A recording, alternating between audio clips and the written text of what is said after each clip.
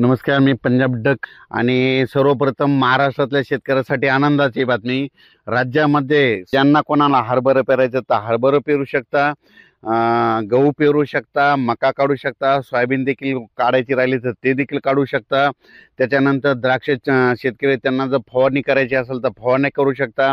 ऊन देखील चांगलं राहणार आहे, चांगलं सूर्यदर्शन राहणार आहे, म्हणून हे लक्षात घ्यायचं. डाळिंब शेतकऱ्यासाठी आनंदाची बातमी, वीट उत्पादक लोकांसाठी आनंदाची बातमी.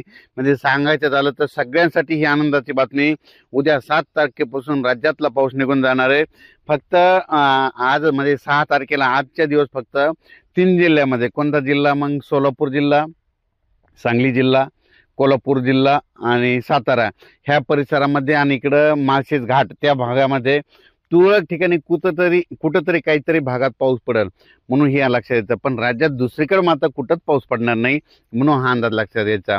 त्याच्यानंतर राज्यामध्ये हे उद्याच्याला 7 तारखेला चांगली, निफाड, नाशिक, जळगाव, धुळे, नंदुरबार, मालेगाव, नांदुरा, अकोट, खामगाव, अकोला, वर्धा, नागपूर, भंडोरा त्या परिसरामध्ये उद्यापासून चांगली थंडीला सुरुवात होईल. ती थंडी परत उद्याच्याला मराठवाड्याकडे येईल. 8 तारखेला मग दक्षिण महाराष्ट्राकडे जाईल आणि 9 तारखेपासून मात्र राज्यात चांगली हुरहुडी भरणार आहे, म्हणजे चांगली थंडीला सुरुवात होणार आहे. पारा निच्चंकी होणार आहे, 12-13 अंशापर्यंत राज्यातला पारा येणार आहे. खूप थंडीची लाट येणार आहे, म्हणून हे देखील सर्व शेतकऱ्यांना लक्षात यायचं. ज्यांना हरभरा पेरायचं तर पेरू शकता आणि गहू पेरू शकता, म्हणजे काय मकाला पेरू लावू शकता. आणि कांदा शेतकऱ्यासाठी आनंदाची बातमी, कांद्याचं रोप देखील तुम्ही टाकू शकता.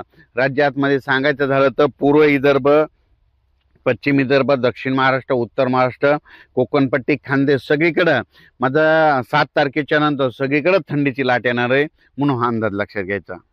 आता सर्व शेतकऱ्याला सांगू इच्छितो की 7 तारखेपासून हरभऱ्याची पेरणी करा, गव्हाची करा. तर तुम्हाला एक सांगू इच्छितो की आता पाऊस काय येणार नाही, आता पाऊस गेला, पावसाळा संपला, आता उद्यापासून पाऊस संपला, म्हणून हे सगळं जाहीर होणार आहे, म्हणून हे देखील लक्षात यायचं.